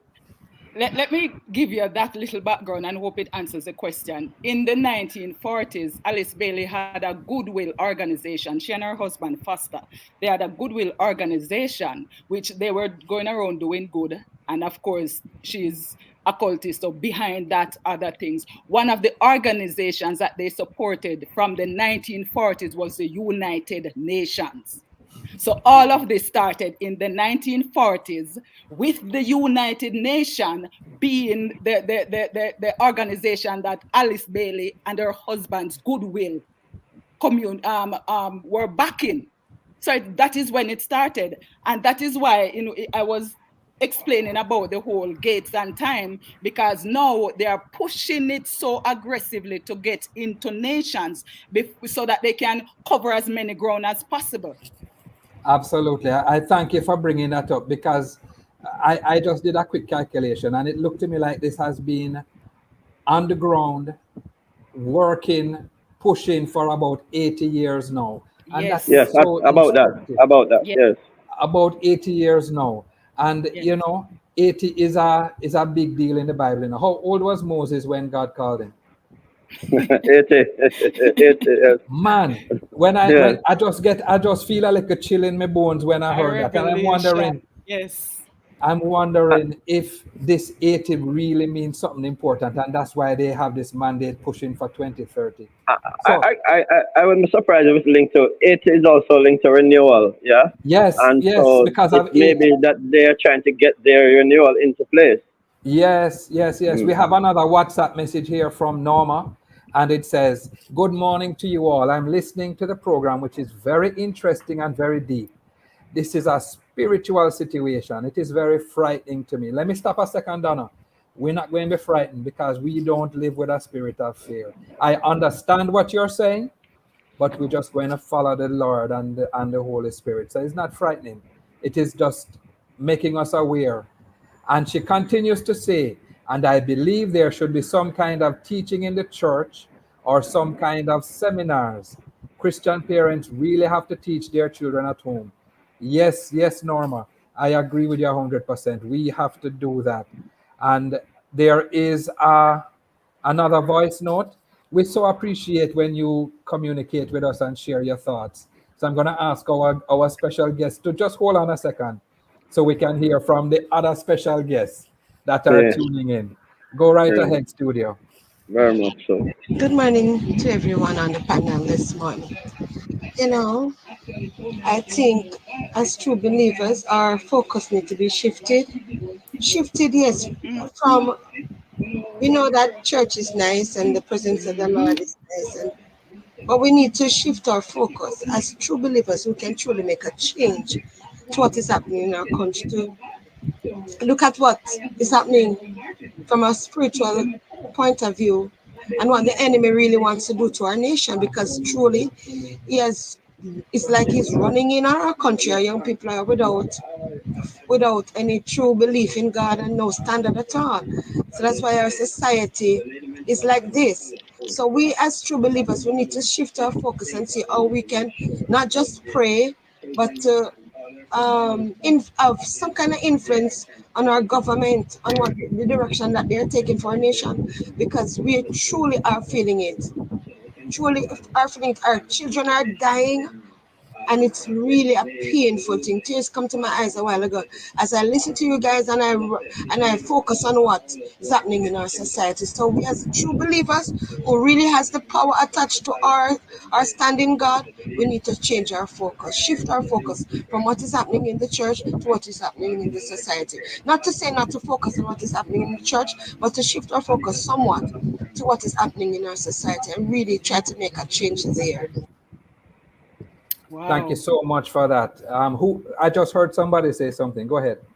That was me saying wow, because I completely agree with this scholar. I've been saying that to people for a while. What the church is focused on right now is not what we should be focused on. To be honest, some of the things, a lot of the things. There are things that you focus on who is wearing pants to church. You're focusing on, you know, when you get people saved, you just teach them about salvation, not teaching about salvation plus the mandate by which they were saved. And it is so interesting even what Norma in her voice message says, because it was in, honestly, and I'm going to take this time to say it, it was in 2021 that God took me to Uganda and said, I'm hiding you under an open heaven and teaching you these things. Why? Because people need to know. That is when he told me to write the books that I've written. And I'm going to tell you, taking back our children from the clutches of Satan, taking back our family from the clutches of Satan, taking back our nations from the clutches of Satan. Those are the 3 books, and people need to get them, because when God gave me the information, he gave me because this is exactly what the caller said. We need to know what is happening. It's not time to sit down as the usual, go to church and you clap and you come out and you leave, and when you ask what did the preacher talk about, you don't even remember, because you just went there to dance and jump and sweat and exercise and feel good, but you don't remember the word. You need to change mindsets. And these books, I'm telling everybody, they're on Amazon. Get them. They're for your education. If you're in Jamaica, they're at 51 Mullines Road, the Tarrant Baptist Church. Get them. They talk about the 10-point plan. They talk about the impacts. They talk about what we can do to switch all of this around. Because there are things that we can do. This is no longer the time to sit around and play dead and let the enemy suck the life out of us, our children, our family. We have to take a stand. Yes, and there is a phrase I learned when I was little. Information is power. Knowledge wins the battle. Go ahead, O'Neill. Go ahead. Sure, very true. And I have to make sure I get those books as well. You know, it's one of the things too that we as we in terms of the children. Well, but let me back up a little. I am, I hear that ladies mention about seminars. Just in case anybody's interested, I am willing to do those seminars. And if Minister Donna can work, we can work together and do that. Yeah. 100%, yes. Yes. So because our nation really needs to be reached and impacted, yeah, protected, and what we're seeing here is a real assault coming out against our children, and we need to also encourage the parents. Don't panic. It's time for us to take charge. You have the power. You have the power in your vote. You have the power in your prayers. You have your power in your numbers. All right, and so we have to make sure that we put that to work to manage what happens in our country. Absolutely, sir. Now we're on to point number 4, and I'm going to just say here that we were trying to see if we could cover all the points, but I don't think we will. So we're going to finish up with point number 4 and point number 5, and then God willing, we're going to have a part 2 to this, all right? Well, let's go on to point number 4. And that point says, if sex is free, then make abortion legal and make it easy. I am going to ask the lady, the rose among the thorns, O'Neill. I'm going to ask her to take that one first. So, first of all, did you notice that it did not say make sex free? It actually says if sex is free. That means after you have destroyed the morals and removed God from schools, you have removed the parental authority, you have twisted and confused Christianity, then of course there's no moral. So now sex is free. Right now people are having sex for a 3-piece KFC meal. It means nothing. You just get it for free. So now that it is free and everybody is doing it, then make abortion legal and make it easy. Why is he targeting babies? Destinies. Every child that is born is a potential threat to the enemy. So if I can get you to destroy this threat from in the womb, then I am winning. So now he's putting it into contracts, Samoa agreement, and all these fancy name contracts into nations that abortion should be free because guess what? It's your body, and they put it under the nice coverage. It's your body. You can do whatever you want. So make abortion legal and make it easy. Also, God says in Genesis 1, be fruitful and multiply. Abortion is the very opposite of multiplying. That is destroying. Exactly. And so you see right again, the occultist Alice Bailey and her team, the UN, the European Union, all of them, they're going exactly against what God is saying. Because also when you look at it, when Satan fell from heaven with angels, we don't know how many angels, 1/3 the Bible says, but we don't know the number. With demons, these demons cannot multiply. This is the next thing people need to understand. Demons don't multiply. They need hosts. So because man is multiplying and multiplying rapidly, they also have to take you out of the fight so that they are able to do exactly what they want to do, because they can't multiply. The same number that fell from heaven, but then when God cast them out, they are the same ones here. They just move from host to host, and when you die, they move, and through sex, they move and transfer and all of that. But they can't multiply. So the enemy is now using a strategy to destroy all those who are coming, who could come as a potential destruction to him and his kingdom. And governments are buying into it, because right now, according to the World Health Organization, 73 million induced abortions occurred worldwide each year. 73 million. Now imagine, and those are what is in the books. Imagine those behind closed doors. 73 million babies, 73 million potential, 73 million destinies have been destroyed as a result of abortion, and people are using it as, oh, it's my right, it's my body. No, our body belongs to God. Our body is the temple of the Most High God. So what he says is what goes. You know what strikes me as so interesting in this discussion is how we talk about things, the phrasing that we use, the language that we use. And I'm going to allow you to make a comment, O'Neill, but I just wanted to ask us to think about something. In recent times, I've heard communication that says we are to protect ourselves against pregnancy, and they're targeting women that they can protect themselves against pregnancy. And that language really strikes me as weird, because I've never heard of somebody wanting to protect themselves from something as awesome as pregnancy.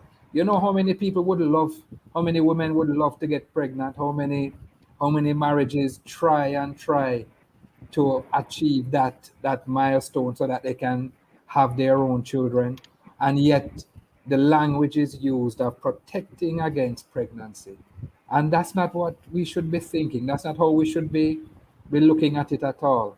But we're making pregnancy look as if it is something that is detrimental, dangerous. It's not good. It's a negative if you're pregnant. And the whole way that we look at it and we talk about it and we express ideas has to be looked at and addressed. Go ahead, Apostle O'Neill. Thanks. Then we talk about making sex free. And, one of the things that collapsed the American society is the sexual revolution in the 1960s. And we need to bear those things in mind. History teaches us, and we can't afford, we must learn from history, all right? And here, clearly, they're trying to push an agenda about the whole sex being free, and you can do what you want. And what does that mean, really, when you talk about sex is free? Because it's not even talking about what kind of sex, and with who, and with gender, and all of that stuff. All here is really about it being available and accessible. A child having sex, once a child is having sex, it affects adults in terms of their behavior, their balance, the psychological balance, emotional balance, and all of that, much more a child. Yeah. And so you can see, again, the society will be coming under pressure. The values, the behavior in the society will be affected. And just the whole psychological stability would be affected. There's nothing wrong with sex. Sex is great, but it must happen in the right context. And so what we're seeing here is sex being removed from the context of marriage and being put in a context of freedom of anywhere, anytime, anyhow, with whoever. All right? And that can't be good for anybody, really. It must blow up in our face in one way or the other. And of course, it's so easily that they just introduce abortion as a light thing. Then just, make abortion legal and make it, available and all of that. So here we see a life of a child is nothing to them. All they want is to take over the world. All they want is to control the world at any means necessary. And destroy humanity in the process. In the process, yes. One of the things there that I also look at, Donna and O'Neill, is this idea that something is free. No matter what it is, somebody has to pay for it. There's no free lunch. There is never ever a free lunch. Somebody have to get the ingredients, somebody have to start the fire, somebody have to cook the food, somebody have to put it in up. There is no such thing as a free lunch. Somebody has to pay for it. And if we think that sex is free, we make a sad mistake, because each and every one of us pay for it in one way, shape, or form, particularly when it is not in the right context. We want to move on to point number 5, which is make divorce easy and legal. Free people from the concept of marriage for life. Apostle O'Neill? Yes, when God started society, he actually started with a family. Yeah, he built with Adam and Eve. And we know once you have, psychology in research tells you that whenever the family is broken, many of the things that plague society actually come into place and are activated. So we cannot afford to let the family be destroyed and let the family be dismantled. Yeah, and so we need to appreciate that family marriage is critical. The preservation of marriage is critical and important for the preservation of society, because it helps to preserve the family. All right. What we need to do is work on the other things that are making family not work, okay, and solve that problem. But marriage is to be preserved. And they just want, as they're saying here, make divorce easy. So here, even marriage now is being presented as something to be treated as a light thing. No, if anybody tells you that marriage is a light thing, then that you can't trust that person. Why? Because marriage is a covenant. And somebody is telling you that you must ignore a covenant, a contract, something more important than a contract, something that says that you must learn to keep your word and they are saying that we must erase it, we must treat it as nothing, then how can you expect the rest of the society, which is built on covenants and relationship and business contract with people, how can the society survive if the word of a person is reduced to nothing? Nothing at all. Minister? Yes, so first of all, before I go on, let me say when I said that people are having sex for a 3-piece KFC meal, it's not because there's anything negative about KFC. Every time I come to Jamaica, I'm at KFC because nowhere else in the world I've gone and get some good barbecue KFC. They don't have it here. Yeah, man, nothing There's wrong with nothing wrong with KFC. so exactly. Love it. Yeah, So that is not what I meant. during COVID, KFC was the lick. Yeah, I man, you love wouldn't damage a it. KFC now. Right? So I was just saying that people are just doing it even for a meal. So it's not because I have anything against that. So I just want to Understood. clear Yeah, that. understood. Okay, Understood. perfect. So now let's get into make divorce easy and legal, free people from the concept of marriage for life. Apostle Richard said something extremely important. Covenant. Marriage is a covenant. You see, we are a changing people, mankind. We're a changing people with an unchanging God. So therefore, in order for us to keep our side of the deal, God says, let's make a covenant. When we go before God as man and woman, because yes, marriage between a man and a woman is what God talks about.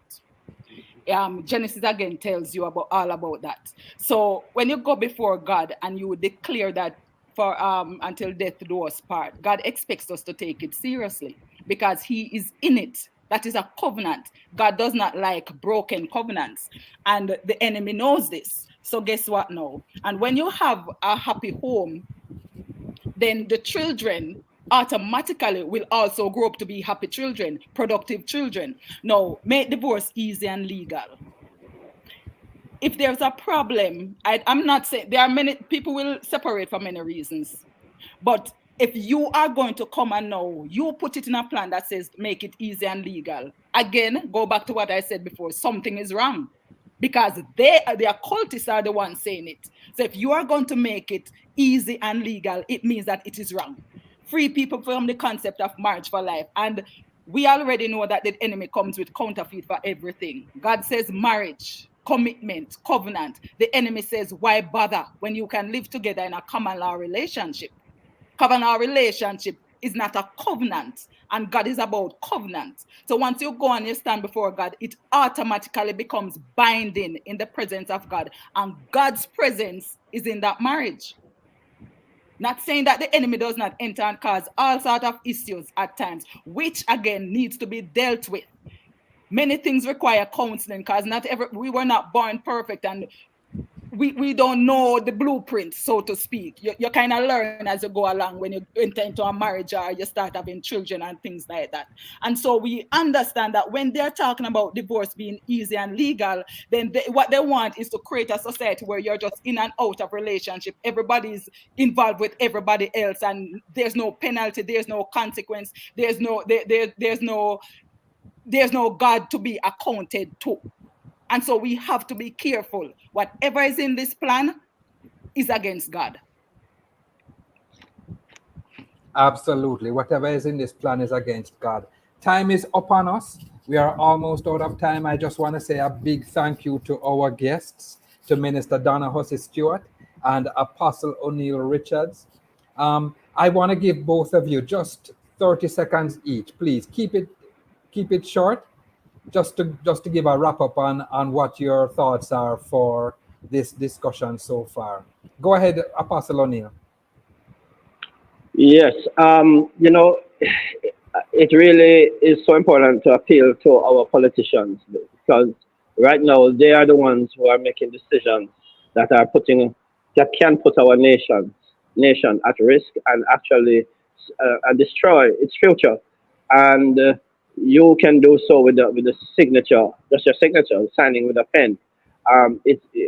This information here is providing you with where the motivations have come from, originated from, in relation to the laws that are now presented before you. And I would like to say, our legislator, our parliamentarian, please think twice before you endorse any of these nation destructive laws and policies. Thank you, Sir O'Neill. Minister Donna? Yes, so first of all, we cannot go to war not knowing who we are fighting. We are not fighting flesh and blood. We're in a spiritual warfare. Now, when you go to church, take these 10 points with you. Pray against them. There are things that we can do in our own little corner. Pray against them. You have organizations in authority with a voice. You have like the ACCM, Association of Christian Communicators and Media, and like the Jamaica Coalition for Justice and other organizations with a voice. Continue to speak out against these 10-point plans because, of course, we see that they are hidden in contracts. And we see where the enemy is using them. So we have to be careful. The media needs to know, reverse all that is happening. Look at what we're doing as a media entity.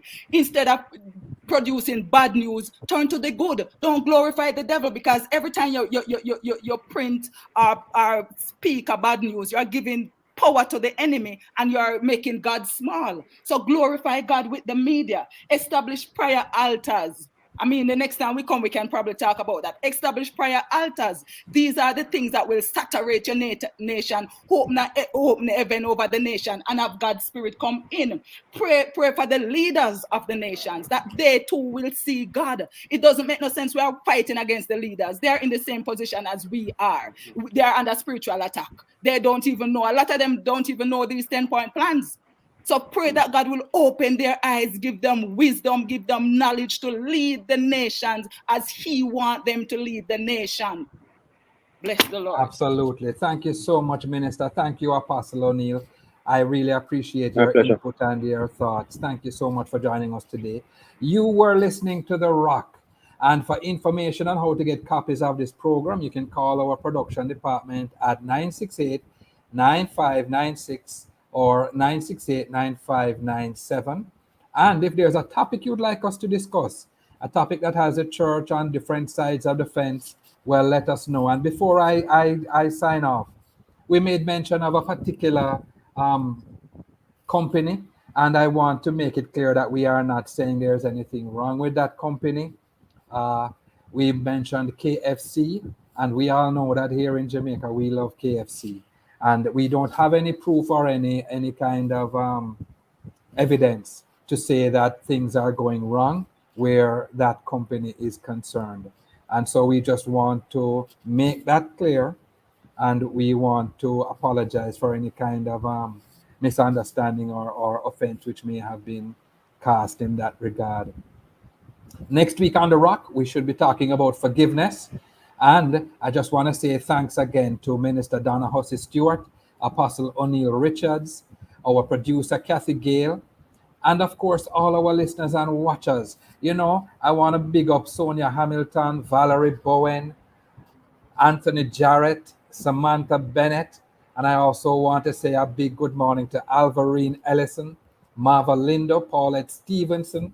We know that you are here and you are with us every week, and we do appreciate you. Thank you for joining us.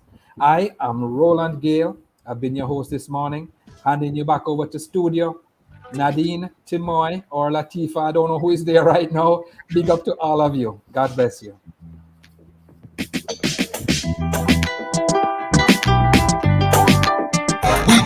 Bang, anything possible with a little savings in your hand. The time by Jen Bank is 12 o'clock on The Sound of Love. Thank you so much for listening to The Rock and those points that were shared, you know, poignant and very important for us to bear in mind as a body of Christ. We now invite you to listen to our midday prayer and meditation, and we begin with the praying